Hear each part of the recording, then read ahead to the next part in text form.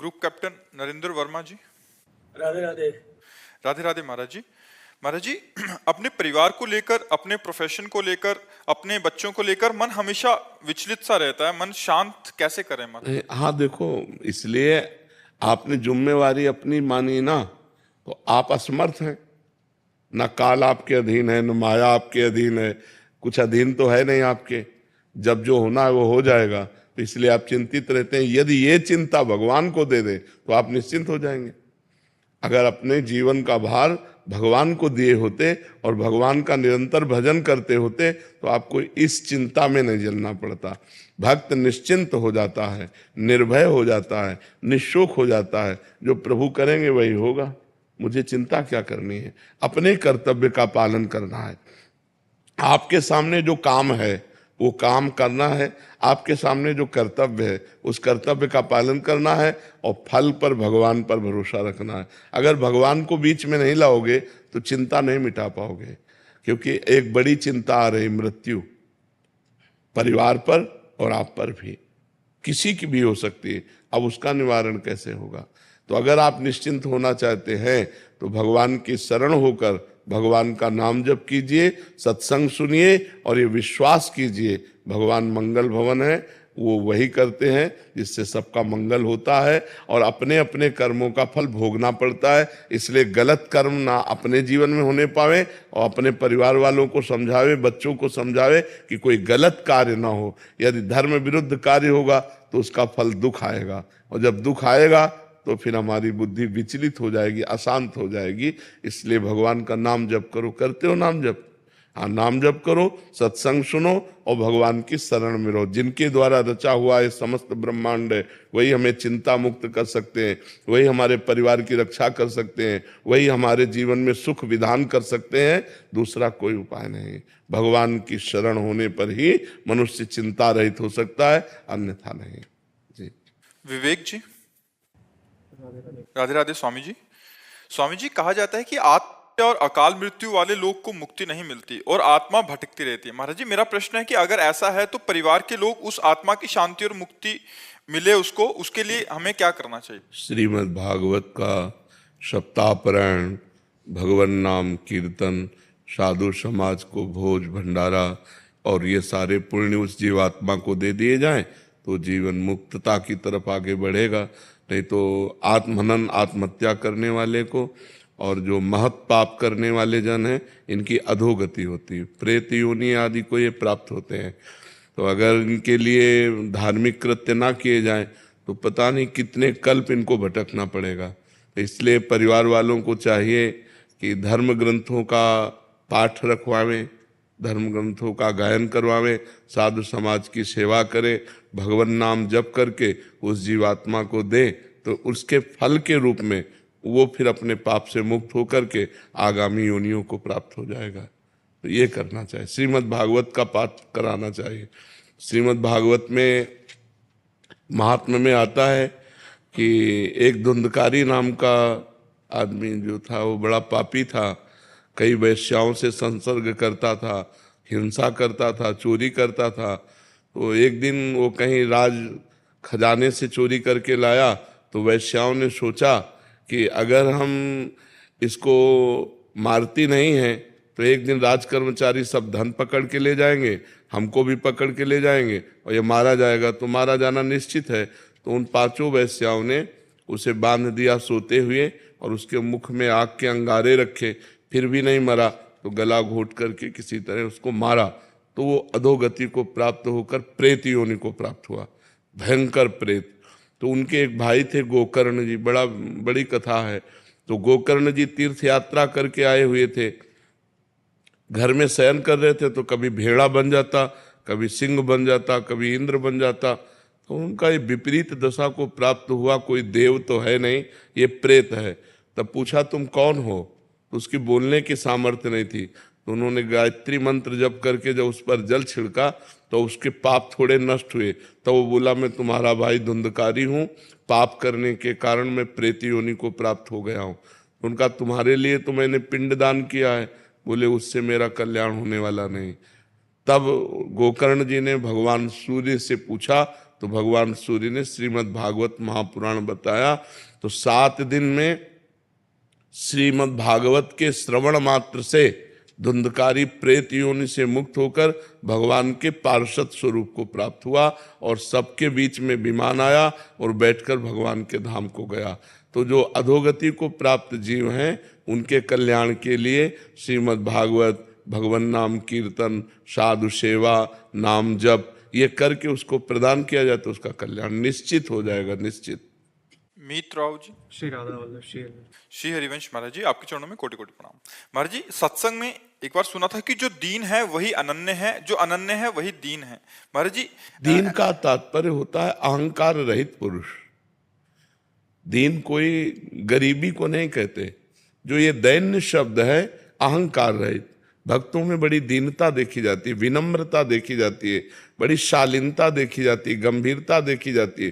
वो अहंकार रहित होते हैं।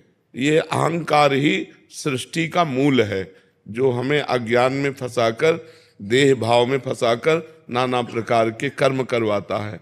संस्कृति मूल शूल प्रदनाना सकल शोकदायक अभिमाना।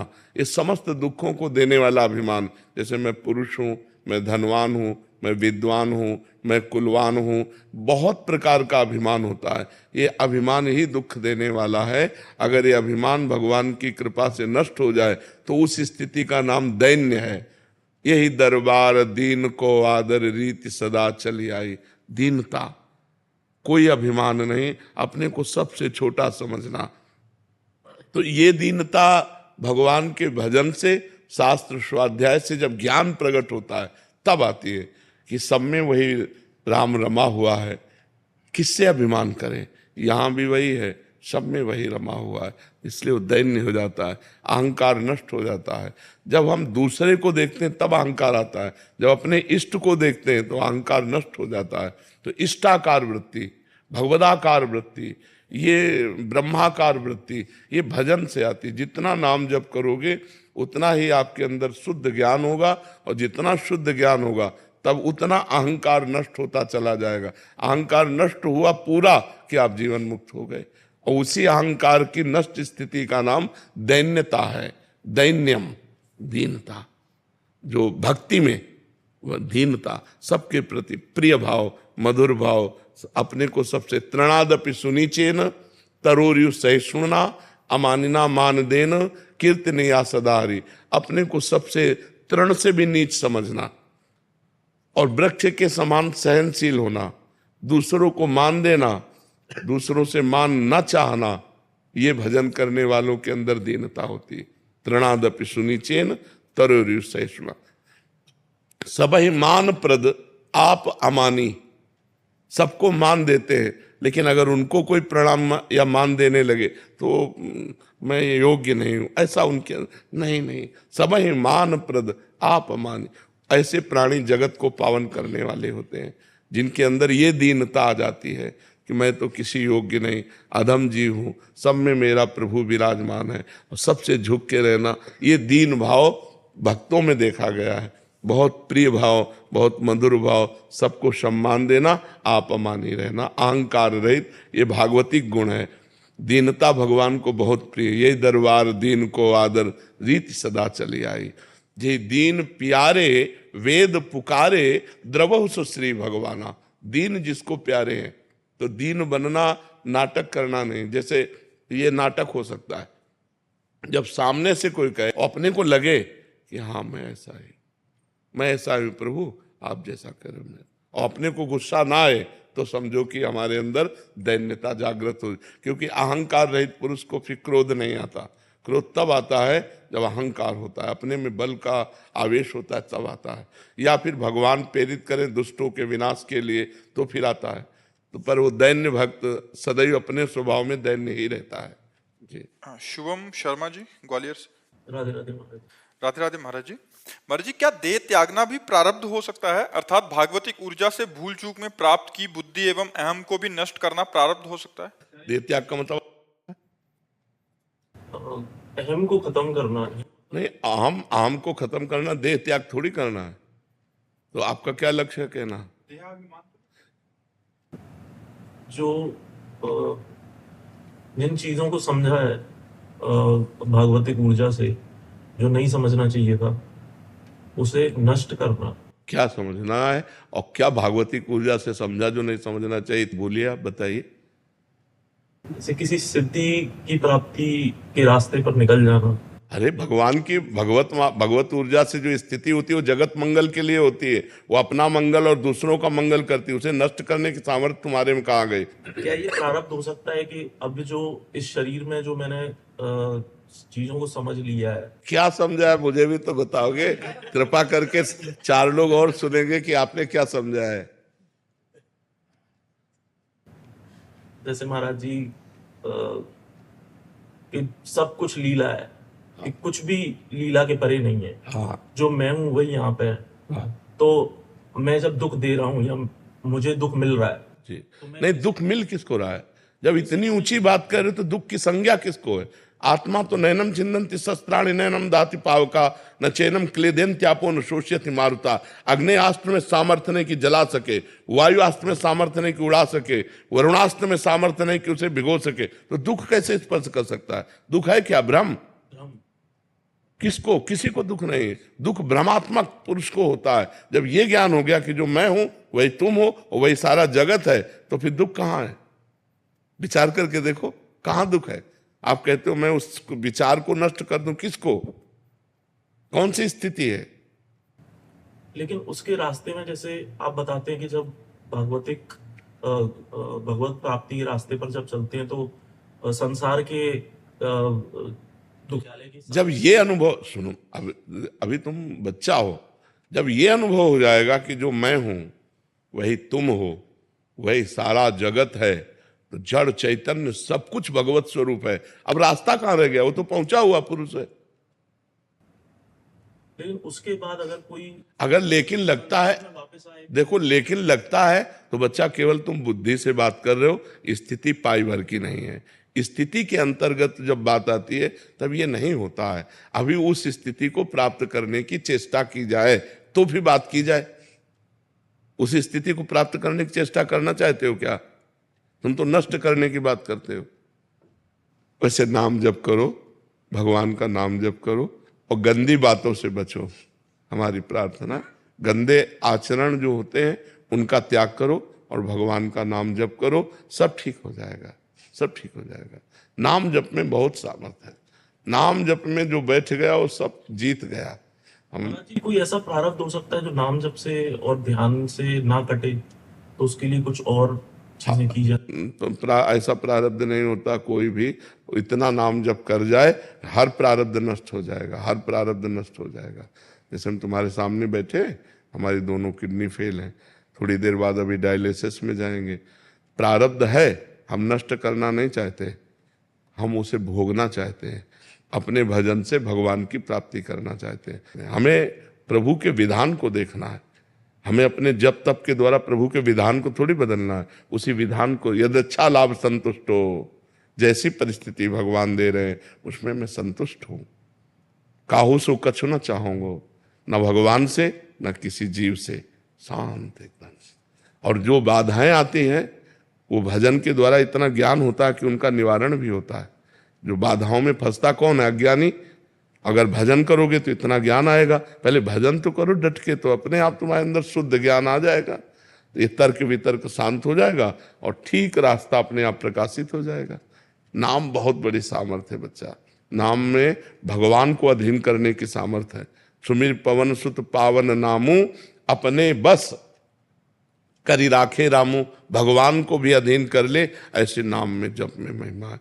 तो प्रारब्ध क्या चीज है? प्रारब्ध पूर्व का किया हुआ पाप कर्म या पुण्य कर्म।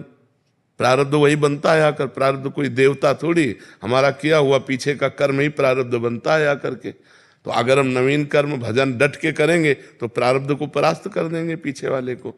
अब यह है कि पीछे वाला है 500 ग्राम और आपका भजन है 50 ग्राम, तो कुछ होने वाला नहीं।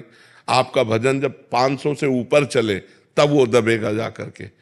तो प्रारब्ध के अनुसार जब भजन उस कोटि का हो तो प्रारब्ध नष्ट हो जाए। अपने लोगों को भजन चुन्न पुण्य है और प्रारब्ध पहाड़ की तरह वो दबाए डाल रहा है।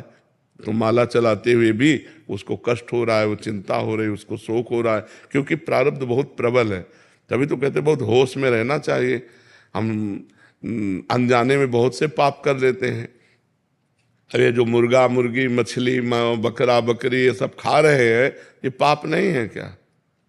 उस जीव के हित। अब वो जब आएगा तब आप सुधर चुके होगे, माना आप सुधर गए कि हमने सब छोड़ दिया, लेकिन पीछे जो किया है वो पीछा थोड़ी छोड़ेगा, वो आपको गिराने की कोशिश करेगा। तो अब डट के भजन करो तो वो तुम्हें नहीं गिरा पाएगा।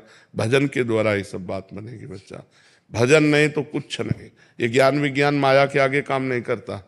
शिव विरंच का मोह है को है बपुराण, अस जिए जान भजी मायापति भगवान। राम राम राम, राधा राधा, कृष्ण कृष्ण, हरि हरि। जो नाम प्रिय हो, खूब नाम जप करो, इसी से मंगल हो जाएगा, इसी से दिमाग भी ठीक हो जाएगा और रास्ता भी आपको दिखाई देने लगेगा। ठीक है। मनीष जी मिर्जापुर से। राधा वल्लभ श्री हरिवंश। श्री हरिवंश महाराज जी, आपके चरणों में दंडवत प्रणाम। महाराज जी, मनोवृत्ति क्या है? भजन और मनोवृत्ति में क्या संबंध है? मन एक अंतःकरण है जिसमें 4 हिस्से हैं। जब वही निश्चयात्मक होता है तो बुद्धि हो जाती है। जब वही संकल्प विकल्प करता है तो मन बन जाता है। जब वो चिंतन करता है तो चित्त बन जाता है। जब वो क्रिया को स्वीकृति करते तो अहंकार बन जाता है।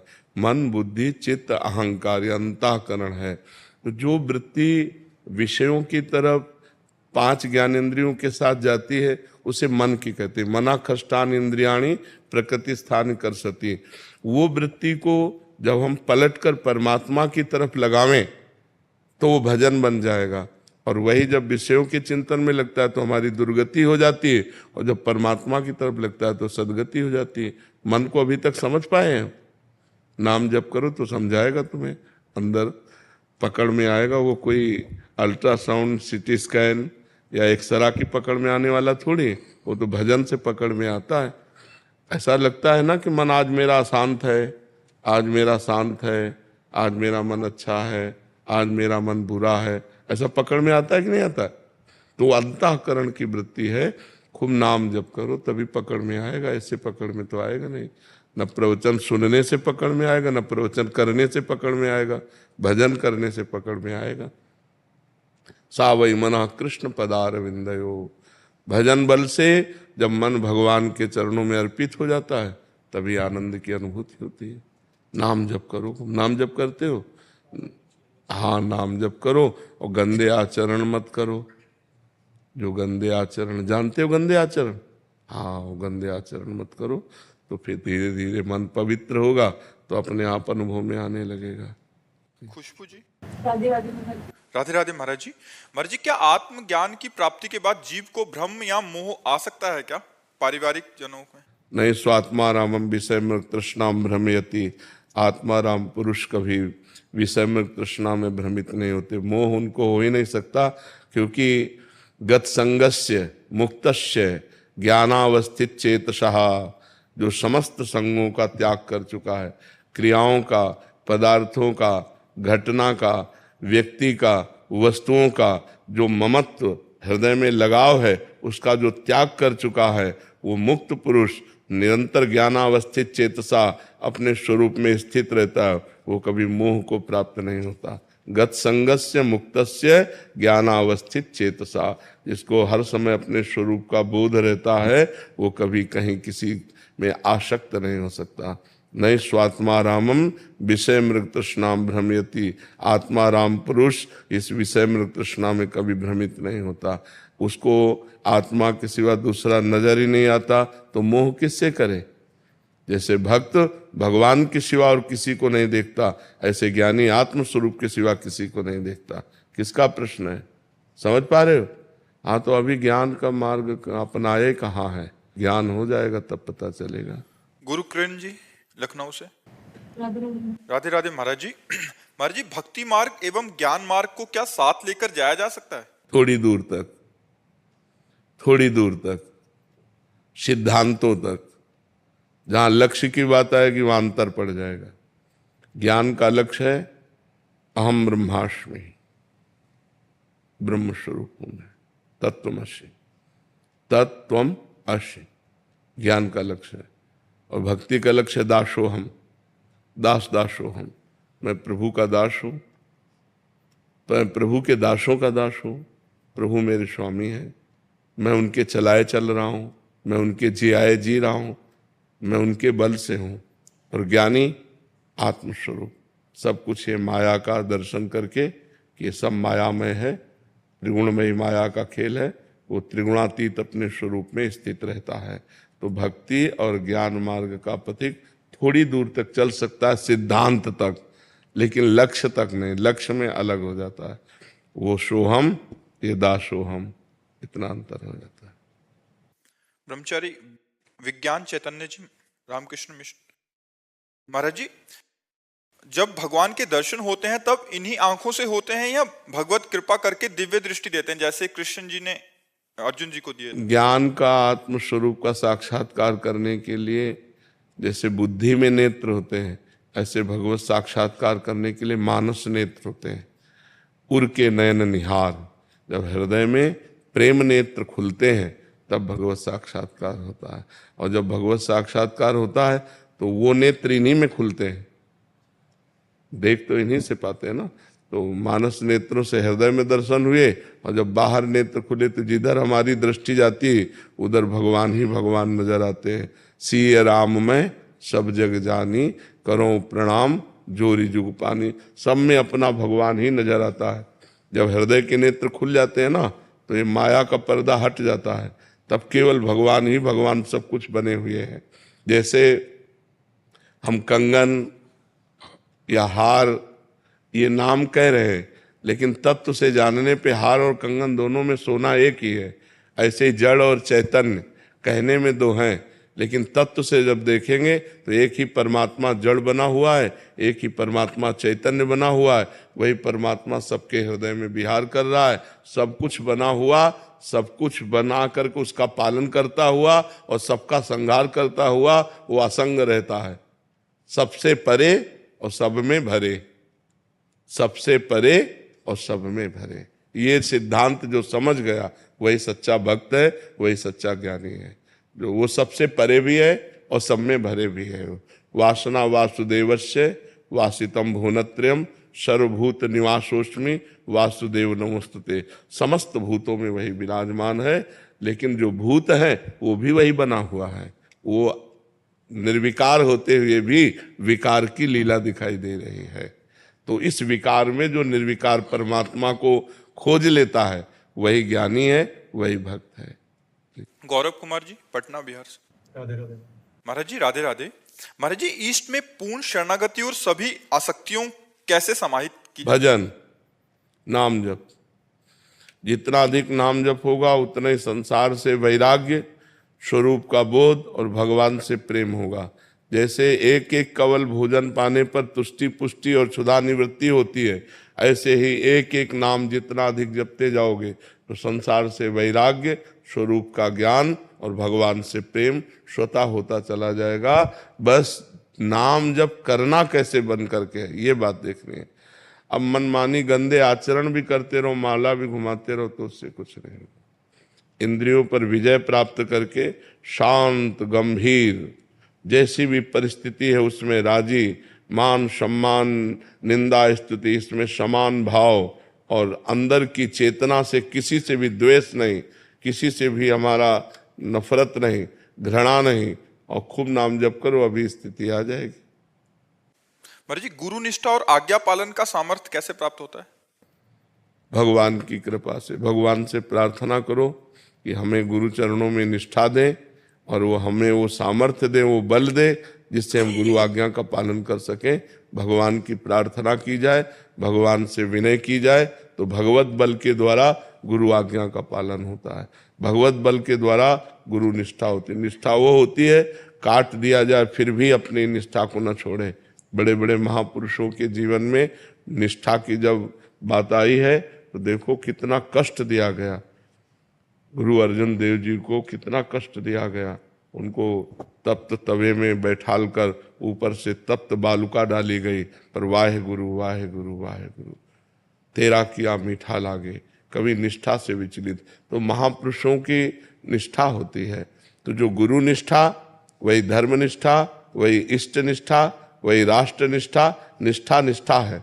जहाँ निष्ठा जागृत हो गई गुरु गोविंद सिंह देव के दोनों पुत्रों को दीवाल में चुनाया जा रहा है, ना वो ना गुरु गोविंद सिंह विचलित नहीं हुए।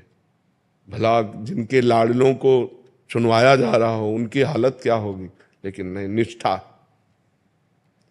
सारी कर्तव्य परायणता अपने पुत्र परिवार के लिए ही तो होती है, अपने जीवन के लिए होती है।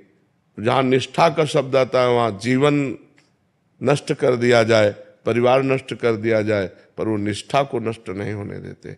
ये निष्ठा भगवान से प्राप्त होती है। भगवान से प्रार्थना करें वो हमें गुरुनिष्ठ इष्टनिष्ठ बनावे और हम उनकी आज्ञा का पालन कर पावे। सतपाल जी कुरुक्षेत्र से। राधे राधे महाराज जी। महाराज जी, जब मनुष्य जन्म लेता है तो उस पर 3 ऋण होते हैं, पितृ ऋण, देव ऋण, ऋषि ऋण। महाराज जी, ये कैसे उतारे जाएं और इसका फल भगवान को देना चाहिए और कैसे देना चाहिए? एकादश स्कंद में भागवत में लिखा हुआ है कि जो भगवान श्री कृष्ण चंद्र जी का निरंतर भजन करते हैं और जो समस्त द्वंद्वों से मुक्त हो जाते हैं, वो समस्त ऋणों से अपने आप मुक्त हो जाते हैं। अलग अलग कोई ऋण मुक्त करने की जरूरत नहीं है। भगवान का भजन करते हुए अपने कर्तव्य का पालन करो। जैसे तुम्हारे माता पिता हैं तो माता पिता की सेवा करो, तो मातृ पितृ ऋण से उऋण हो जाओगे। शास्त्र स्वाध्याय करते हुए शास्त्र के अनुसार आचरण करो, ऋषि ऋण से उऋण हो जाओगे। और समस्त चराचर जगत को भगवान मान करके सेवा करो, सब ऋणों से मुक्त हो जाओगे। भगवान का भजन समस्त ऋणों से मुक्त कर देता है। यदि भगवान का भजन न करो तो एक ऋण हमारे अंदर और है, भगवद ऋण। हम भगवान से वादा करके आए हैं गर्भ में कि इस बार मुझे जन्म दे दो, मैं ऐसा भजन करूंगा कि दोबारा फिर माँ के गर्भ में ना आना पड़े। ये किसी ऋण से नहीं, चुकाने से नहीं होगा, ये केवल भजन से होगा। जब भजन करो तो सब ऋण मुक्त हो जाओगे और जीवन मुक्त भी हो जाओगे। भजन नहीं करोगे तो इतनी क्षमता ही नहीं है कि इन ऋणों से मुक्त हो सके। तो मातृ ऋण, पितृ ऋण, ऋषि ऋण, देव ऋण, गुरु ऋण, इष्ट ऋण, सब ऋणों से मुक्त होने का एक मार्ग है भगवान की शरण लेकर भगवान का नाम जप करो, शास्त्र स्वाध्याय करो, संत वाणी गुरु वाणी के अनुसार चलो, जीवन सार्थक हो जाएगा। अभिनय त्यागी जी। राधे राधे महाराज जी। महाराज जी, जैसे आप कहते हैं कि गुरु प्रकट रूप में होना चाहिए, साधारण नाम लेने में और गुरु प्रदत्त नाम लेने में फर्क होता है। महाराज जी, आपके श्रीमुख से सुना है कि जैसे कि एक हमारी सामने से गुरु की दृष्टि पढ़ना और एक सुन के पढ़ना, तो महाराज जी जो व्यक्ति आपके आना आपके सामने संभव नहीं है, उसको वो अपने गुरु रूप में स्वीकार कर लिया है, तो उस आप कैसे शिष्य या वो कैसे? आज्ञा पालन करना ही गुरु को स्वीकार करना है। जो सत्संग सुना जा रहा है यदि उसका हम आचरण करें तो हमारे अंदर गुरु भक्ति सुदृढ़ हो जाएगी। लेकिन हम बिना दर्शन के, बिना मिले, बिना संग के हम कैसे उस उन्नति को प्राप्त हो सकते हैं? एक बार हमें गुरु चरणों में समर्पित होना चाहिए, एक बार हमें गुरु संग करना चाहिए। बिना संग भजन न होई संग बिन, और भजन बिना नहीं प्रेम, छिन्हू भजन न छाड़िए, धरिए अध्रु नेम। ऐसे बात नहीं बनती। गाइड को साथ लेके चला जाता है। अगर आपको यहाँ कहीं वृंदावन में दर्शन करने हैं तो गाइड करना होगा, और गाइड करने वाले को साथ लेके और उसकी आज्ञा के अनुसार चलना होगा। ये गली नहीं, इधर से चलिए, इधर से चलिए। ऐसे ही गुरु का संग तब जाकर के चढ़ता है प्रेम का रंग। अब केवल मान लिया आपने और गुरु की नहीं मानी तो गुरु के मानने से बात नहीं चलेगी, गुरु की मानने से चलेगी। गुरु की वाणी मानो, बस फिर बात बन जाएगी। तो गुरु का दर्शन, गुरु का संग और गुरु की आज्ञा का पालन, यही भगवत प्राप्ति कराते हैं। तो बिना प्रगट गुरु के कैसे बात बन सकती है? हमें डांटेगा कौन? हमारा निरीक्षण परीक्षण कौन करेगा? गुरुदेव। तो हमें गुरु का संग अत्यंत आवश्यक है प्रगट में। प्रगट में बिना गुरु के रंग नहीं चढ़ता। चाहे करके देख लो, कोई करके देख लो। महाराज जी, जैसे आपके हजारों शिष्य हैं महाराज जी, तो प्रकट में महाराज जी हर एक को आपका संग तो? हाँ, तो प्रगट में दर्शन करना, महीना हम कहते हैं महीने 2 महीने 4 महीने में आओ, इसके बाद मोबाइल से सत्संग सुनते रहो, आज्ञा का पालन करो, कनेक्शन बनाए रखो। अगर कनेक्शन बनाए न रखे तो केवल मानने मात्र से थोड़ी बात हो जाए। अंदर जो जलन होती है महाराज जी वो भी डांट ही होती है। और क्या, गुरुदेव का अगर आप पूर्ण रूप से अनुशासन स्वीकार करेंगे तो थोड़ी भी गलती आपके हृदय को जलाएगी, आपका सुधार करेगी, आपको गलतियों से बचा करके सतमार्ग में चलाएगी। तो गुरु का सानिध्य तो अत्यंत आवश्यक है। गुरु के दरबार में जाना, मत्था टेकना, उनके चरणों में बैठना, उनकी चरण रज लगाना, इसी से तो हमें सामर्थ्य आएगी उनकी आज्ञा का पालन करने की। अगर हम उनका संग न करें तो मनमानी आचरणों, हवा इतनी गंदी चल रही माया की कि आप देखो, इधर से निकलो बाहर देखो उसका क्या रंग चढ़ता है। अब यहाँ आके बैठे हो तो यहाँ का क्या रंग चढ़ता है, आप देखो यहाँ कैसा आपको अनुभव हो रहा है और बाहर कैसा अनुभव हो रहा है। तो मोबाइल भी चार्ज करना पड़ता है, नहीं चार्ज करना पड़ता, तो ऐसे महीना 2 महीना में अपने को चार्ज करते रहो, किसका प्रश्न है। हाँ, गुरुदेव के दर्शन करना, इससे हम चार्ज होते हैं, हमारे अंदर पावर आता है। ऐसा थोड़ी मोबाइल से और प्रगट से अंतर है। मोबाइल से पावर थोड़ी आएगा, मोबाइल से तो जो तुम पकड़ पाओ सो पकड़ पाओ, और यहाँ तुमको पकड़ाया जाएगा, यहाँ तुम्हारे अंदर पावर जाएगा। दर्शन, स्पर्श, संभाषण, वो परमाणु प्राप्त होते हैं। इसलिए प्रगट में गुरु के सानिध्य की विशेष आवश्यकता है। अंशुल त्यागी जी। राधा राधा। राधे राधे महाराज जी। महाराज जी, मेरा सवाल है कि कई बार इंसान की जिंदगी में अचानक बहुत सारी जिम्मेदारियां आ जाती हैं, जिसके चलते सब भूलकर बस पैसा कमाना, परिवार चलाने में लग जाता है। ऐसे में अब उस व्यक्ति को कैसे भगवत प्राप्ति होगी और कैसे वो इस मार्ग पे आगे बढ़ सकता है? परिवार के सदस्यों को भगवान का स्वरूप समझो, उसमें भगवान है ना। बिना भगवान के कोई एक कदम भी नहीं चल सकता। भगवान पावर है, जैसे आपके अंदर है ना, तो आपका जो ढांचा है ये आप नहीं है। ये मनुष्य शरीर रूपी ढांचा आप नहीं है। इसमें परमात्मा का पावर जो है वही चलन फिलन डुलन हलन, अगर वो ना हो तो इसका बड़ा अनादर किया जाता है। शरीर को गाड़ दिया जाता है, फेंक दिया जाता है, जला दिया जाता है, नहीं कर दिया जाता।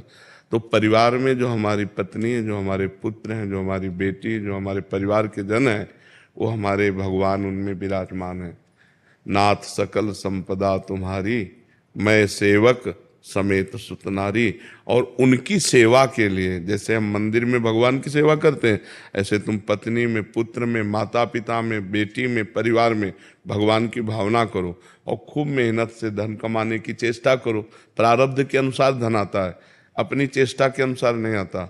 कोई बहुत मेहनत करते हैं, बहुत थोड़ा लाभ होता है। कोई बहुत कम मेहनत करते हैं, बहुत लाभ होता है। कोई बहुत कम दिमाग के होते हैं लेकिन करोड़ों पर खेलते हैं। कोई बहुत दिमाग वाले होते हैं लेकिन खाने को भी नहीं होता। इसमें पूर्व का प्रारब्ध काम करता है। तो नाम जप तो कर सकते हैं ना, राधा राधा रटते हुए, अंदर राधा राधा जपते हुए हम कोई भी कार्य करें, और जो कार्य करें वो भगवान को समर्पित कर दें, और जिनके लिए कार्य कर रहे हैं वो सब भगवान के ही स्वरूप हैं, ऐसा माने तो गृहस्थी में रहते हुए भगवत प्राप्ति हो जाए। है कठिन, है ना, सबको भगवान मानना कठिन है नहीं, और भगवान है मानना क्या, सब में भगवान है, पावर तो वही है। उनके बिना कोई एक कदम नहीं चल सकता, एक पलक नहीं झपक सकती, वही तो विराजमान है अंदर। देखो ना, नाचते नाचते लोग मर जाते हैं, भगवान अंतर ध्यान हो गए तो ढनंग गया शरीर। अभी नाच रहा था, अभी ढनंग गया। तो हमें विचार करना है कि सब में भगवान विराजमान है। मेरे परिवार के रूप में मेरे भगवान है, और मैं भगवान के लिए धन कमा रहा हूँ। और जो धन कमा रहे हैं उस समय क्रिया करते समय राधा राधा बीच में स्मरण करते जाओ, तो अपनी कर्म को करते हुए जो नाम स्मरण करता है और कर्म को भगवान को समर्पित कर देता है, वो भगवान को ही प्राप्त होता है। इतना तो करना पड़ेगा, और बुराई छोड़नी पड़ेगी। पराई माता बहनों की तरफ गंदी दृष्टि, शराब पीना, मांस खाना, जुआ खेलना, हिंसा करना, बेविचार, ये सब छोड़ना होगा। तब भाई भगवत प्राप्ति करने के लिए तो ये छोड़ना होगा ना। गंदी बातों को छोड़ दो, भगवान का नाम जपते हुए कर्म करो, और परिवार में श्री भगवान को देखो, मुक्त हो जाओगे। बेटिया है महाराज जी 2 साल की, उसको राधा जब आपको दिखा दिखा के राधा जब करती है। हाँ हाँ, तो हमारी बात समझ में आ गई ना। रमन पोपली जी, ग्वालियर से। राधे राधे। राधे राधे महाराज जी। महाराज जी, क्या भजन सुनना और गुनगुनाना भी नाम जप के अंतर्गत आता है? हाँ, आएगा आएगा। और फल बराबर मिलेगा? हाँ, अगर वो भगवान नाम से युक्त भजन है, भगवान नाम से युक्त, अब इधर उधर की बातें तो नहीं है, जिसमें भगवान की महिमा है और भगवान के नाम जप है, अगर वो गुनगुना रहे तो भगवान नाम कीर्तन ही माना जाएगा। कीर्तन और जप का एक ही फल होता है। मैं गाड़ी चलाते में या बैठ में काम करते में उसको हम सुनते रहते हैं, गुनगुनाते हैं। बिल्कुल, हाँ बिल्कुल ठीक ही है, बिल्कुल ठीक। महाराज जी कह रहे हैं कि ये पेशे से एक पत्रकार हैं। महाराज जी जिन खबरों में इनको काम मिलता है उनमें भ्रष्टाचार, चोरी जैसे कई चीजों को उजागर करना पड़ता है। इन बातों को तथ्यों के साथ उजागर करता हूं। कई बार कार्रवाई हो जाती है लोगों पे जिनके खिलाफ किया होता है, वो सस्पेंड हो जाते हैं, जेल हो जाते हैं। जब कार्रवाई होती है तो लोग मेरे को कोसते हैं, गाली देते हैं। ऐसे में मेरे जीवन और परिवार में कोई इसका असर तो कोई नहीं अंतर पड़ेगा? नहीं आने वाला। काम करता रहूं या हाँ, काम करते रहना चाहिए और बिल्कुल कठोर रहना चाहिए। हाँ, ये जरूर है कि अपनी किसी वासनावश किसी को नीचा दिखाना वो आपके लिए हानिकारक हो जाएगा। अगर वो नीचा आचरण करता है और आप उसको प्रकाशित करके उसको दंड दिलाते हैं तो इसमें आपको कोई परेशानी नहीं। लेकिन आप किसी लोभवश या ईर्ष्यावश किसी को नीचा दिखा दें तो फिर वो आपका अपराध बन जाएगा। जी महाराज जी, कहीं मुझे लगता है कि ये लोग गलत कर रहे हैं, कुछ लोगों गरीबों को लूटा, उसका मैंने खुलासा किया तो उन लोगों को जेल तक हुई है। हाँ, बिल्कुल ठीक है, बिल्कुल ठीक है, होना चाहिए, बिल्कुल ठीक। उसमें तुम्हें कोई अपराध नहीं लगेगा, उसमें कोई अपराध नहीं लगेगा। जो नीच प्रवृत्ति के नीच आचरण कर रहे हैं उनको उजागर करना तो आपका कर्तव्य। अपने अपने कर्तव्य पालन में डटा रहे, इसमें कोई बात नहीं, इसमें कोई दोष नहीं है। मान लो कोई ऐसा कार्य कर रहा है जो समाज के लिए बड़ा हानिकारक है, कि दूसरे के लिए दुखद है, आप उसे उजागर करते हैं, उसे राष्ट्रीय कानून के अनुसार दंड दिया जाता है, तो उसमें आपको कोई दोष नहीं लगेगा, आपको कोई दोष। आप अपने कर्तव्य का, पत्रकार होने का जो है कार्य निर्वाह कर रहे हैं, उसमें कोई। लेकिन घूस लेकर, पैसा लेकर या किसी भय, प्रलोभन, ईर्ष्या आदि के बस ये न करें। हाँ, मतलब झूठ खबर न छापे, सत्य बात जो आपने कहा तथ्य के सहित उजागर करके फिर उसे दंड मिलता है तो आपको कोई अपराध नहीं उसमें। वासुदेव शर्मा जी गाजियाबाद से। राधे राधे। राधे राधे महाराज जी। महाराज जी, राधा रानी की कृपा से सब अच्छा चल रहा है। घर में बच्चा खाना जूठा छोड़ देता है तो मेरी धर्मपत्नी उस भोजन को बाहर रख देती है ताकि अन्य पशु जीव जंतु से खा लें। क्या ये करना गलत है या नहीं, कोई गलत नहीं है। जो नहीं, वो अधिकारी हैं, वो जीव इस बात के अधिकारी हैं। जैसे जो अपने से बच के बाहर किया तो जैसे श्वान आदि है, कुत्ता आदि है, जो और पशु पाले है, तो उसमें कोई बात नहीं। फेंकने से, गाड़ने से अच्छा है किसी जीव के पेट में चला जाएगा तो ठीक है। कभी कभी अपराध सा लगता है कि बच्चे झूठा छोड़ रहे हैं कि हम किसी वैसे वो तो बच्चे हैं, पर चाहिए ये कि अपनी थाली में उतना ही परोसे जितना आप पा सको। उतना अधिक अपने को अंजाद होती है ना, इतना पा लेंगे। और अगर बाई चांस कभी बच जाता है, कोई पशु पक्षी पा लेता है, तो उसमें कोई दोष की बात नहीं है, उसमें कोई अपराध। बच्चे हैं, छोटे हैं, वो डेली ही छोड़ते हैं। हाँ, वो उसमें कोई अपराध की भावना नहीं। पर बहुत अच्छा है अपना जूठा किसी को ना खवावे। अपने को लगता है ज्यादा है तो पहले निकाल कर रख दे, फिर पशु पक्षियों को दे दे। लेकिन अगर ऐसा हो जाता है, बच जाता है और आप बाहर रख देते हो, कोई पशु अपनी भूख मिटा लेता है, उसमें कोई अपराध की बात नहीं, कोई अपराध नहीं इसमें। जी। संजीव शर्मा जी दिल्ली से। राधे राधे। राधे राधे महाराज जी। महाराज जी, शरीर दिल्ली तिहाड़ जेल में कार्यरत है। वहां पर एक नेगेटिव ऊर्जा सी रहती है जिसके चलते शरीर का चिंतन नेगेटिव हो जाता है। आप कहते हैं सभी में भगवान देखो। महाराज जी, वहां सारे गुनाह करके आए होते हैं, ऐसे जने होते हैं, उनमें मतलब थोड़ा सा मुश्किल होता है अपने कार्य। कभी फिल्म देखिए तो उसमें रोल करने वाले भी होते हैं नेगेटिव और पॉजिटिव, आपको कोई परेशानी होती है? आप पैसा दे करके फिल्म देखने जाते हैं तो उसमें नकारात्मक और सकारात्मक दो रोल होते हैं, तभी मजा आता है। नहीं, अगर केवल सकारात्मक हो तो मजा नहीं आएगा, अगर केवल नकारात्मक हो, निगेटिव हो तो मजा नहीं आएगा। हीरो भी होना चाहिए और खलनायक भी होना चाहिए। नहीं, लेकिन खलनायक जो बनता है वो खलनायक होता नहीं है, वो केवल अभिनय करता है। ऐसे ही अच्छाई और बुराई ये मायाकृत है, लेकिन दोनों को करने वाला पावर वो भगवान है। उनमें पावर को देखो, उनकी अच्छाई बुराई को मत देखो। अच्छाई बुराई को देखोगे तो भगवान नहीं देख पाओगे, और भगवान को देखोगे तो अच्छाई बुराई नहीं दिखाई देगी।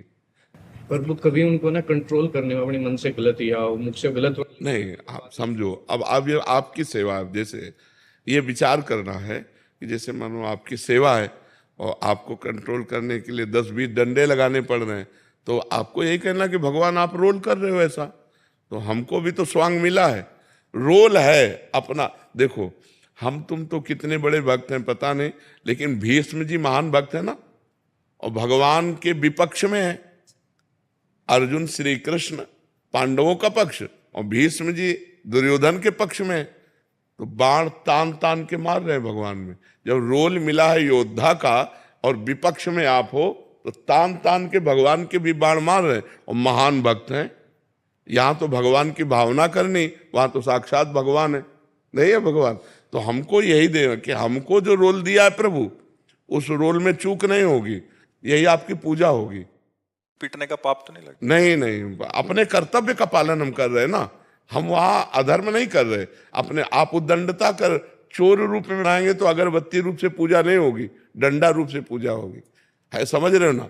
ये ज्ञान आपको रखना होगा। प्रभु आपके श्रीमुख से राधा नाम सुन के अब राधा नाम करते करते वो काम करता हूँ। हाँ, बहुत बढ़िया। राधा राधा।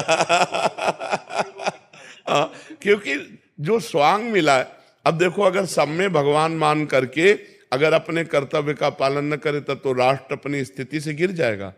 जो अधर्म आचरण करने वाले हैं उनको फिर शासन में कैसे लिया जा सकता है? तो हमारा मतलब पावर से है, आचरण से नहीं है। सब में पावर वही है, पावर देखते हुए आचरण के अनुसार कर्तव्य का कर्म करना।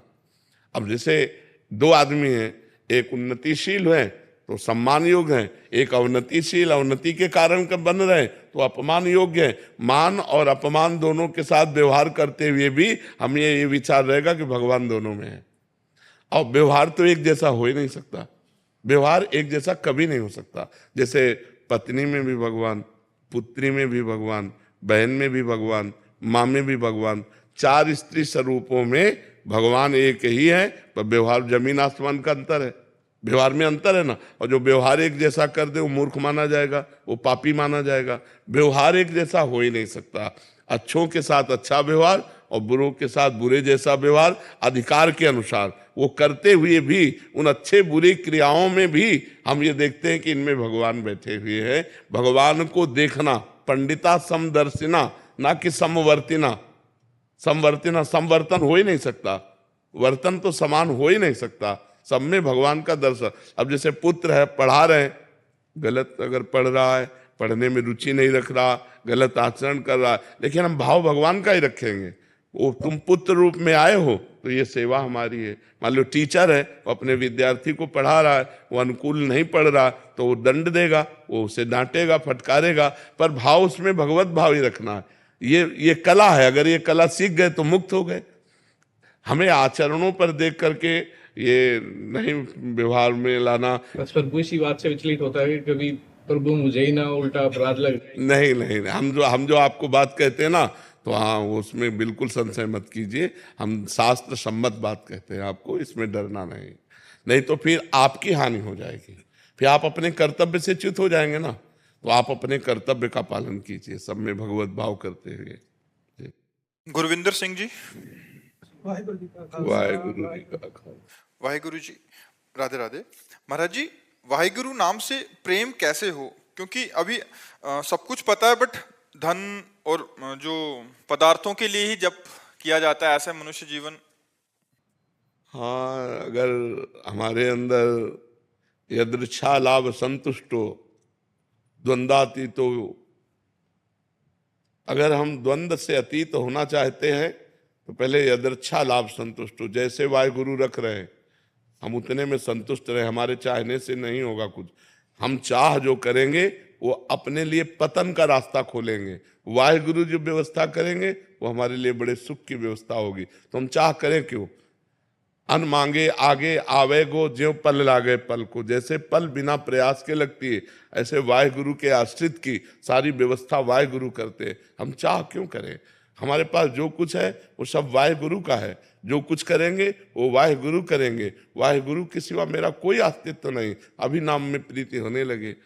हम नाम तो जपते हैं लेकिन वाहेगुरु पर पूर्ण समर्पित नहीं है। पूर्ण समर्पित ना होने के कारण हमारे नाम में त्रुटि हो जाती है, नाम छूट जाता है। नाम से बढ़कर अभी कुछ है दिमाग में, तभी वाहेगुरु छूट जाते हैं। जैसे हम राम राम जप रहे हैं या वाहेगुरु जप रहे हैं, अच्छा भोजन आया, नाम छूट गया, तो भोजन श्रेष्ठ हुआ या वाहेगुरु बड़े हुए? रुपये की चाह है, रुपया कमाने में इतना व्यस्त हो गए कि रुपया मिला, माना रुपया मिला, पर रुपया मिला, वाहेगुरु का चिंतन छूट गया। जब हम वाहेगुरु को सबसे बड़ा माने,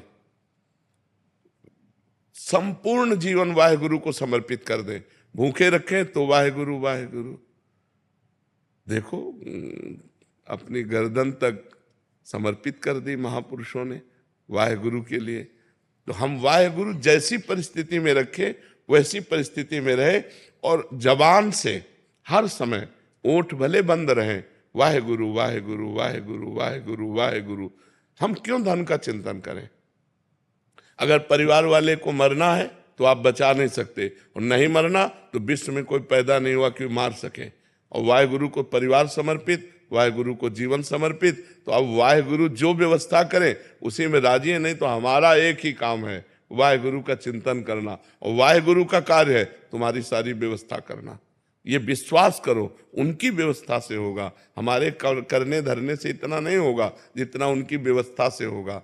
तो जैसे भगवान श्री कृष्ण जी ने गीता में कहा, अनन्यस चिंतयन्तो माम ये जना परिपासते तेषाम नित्याभियुक्ता नाम योगक्षेमम वहाम्यहम्। केवल तुम अनन्य चिंतन मेरा करो, मैं तुम्हारे योगक्षेम का वहन करूंगा। तो वही श्री कृष्ण, वही वाहेगुरु हैं। क्या कह रहे हैं? तुम मेरा केवल चिंतन करो, मैं तुम्हारे योग माने जो प्राप्त है और अप्राप्त वस्तु को प्राप्त कराना। जितना प्राप्त है उससे ज्यादा आपको प्राप्त कराना। अप्राप्त वस्तु को प्राप्त कराने का नाम योग है, और क्षेम प्राप्त वस्तु की रक्षा करने का नाम क्षेम है। वही रक्षा करेंगे, वही प्राप्ति कराएंगे। हमारा काम है निरंतर वाहेगुरु वाहेगुरु वाहेगुरु जबान से रखते रहे। जब जबान से रटते हैं ना, तब वो अंदर हृदय में जाता है, और जब हृदय में चलने लगता है फिर ये शिकायत नहीं रहती कि वाहेगुरु का स्मरण छूट गया। वो तो जीवन बन जाते हैं। जैसे दिल की धड़कन स्वयं होती है, ऐसे वाहेगुरु का चिंतन स्वयं होता है। इसलिए सब कुछ वाहेगुरु का है, सब कुछ वाहेगुरु के विधान से होगा, और मेरा केवल एक ही कर्तव्य है, निरंतर वाहेगुरु के आश्रित होकर वाहेगुरु का चिंतन करना, वाहेगुरु का नाम जप करना। महाराज जी, आप कह रहे हैं कि आपके गुरु भाई हैं और आपके बहुत प्रेमी हैं। एक भाई निशान सिंह जी हैं, वो उनका एक वो था कि जब वो गुरु ग्रंथ साहिब जी की हुजूरी करते हैं और जब वाणी जी का पाठ करते हैं और शब्द आदि का, तो किसी एक शब्द में या किसी एक पंक्ति में चित्त लग जाता है बहुत और उसमें सुंदर, डूब जाता है। बहुत सुंदर। तो फिर पाठ की जो एक नियमित समय सीमा होती है महाराज जी, उसमें पूरा नहीं हो पाता। हाँ, तो कैसे किया जाए? वैसे श्रेष्ठ स्थिति है ये। एक पंक्ति में या एक शब्द में आप डूब गए तो पाठ पूरा हो गया, सही माने में पाठ पूरा हो गया। हाँ, नियम में पूर्ति में कि इतना रोज होना चाहिए, वो तो बात नहीं पूरी होगी, लेकिन वास्तविक पाठ पूरा हो गया। क्योंकि अगर एक शब्द में एक पंक्ति के चिंतन में हम डूब गए, यही वाणी जी के पाठ करने का फल है। गुरु वाणी जी के पाठ करने का फल है कि गुरु वाणी के शब्द में डूब जाए, और डूब करके जैसा गुरुवाणी कह रही वैसा हम चलने लगे। यही बात है कि आगे हमको पढ़ने की सामर्थ्य न रह जाए और हम उसी बात में डूब जाएं, उसी शब्द में डूब जाएं। यही गुरुवाणी के पाठ का फल है। वो चिंता न करें, ये कोई ऐसी बात नहीं है कि हमको अपने डूबने से हट करके और पाठ करना चाहिए। अगर चित्त डूब रहा तो डूबने दीजिए, गुरुवाणी का फल यही है।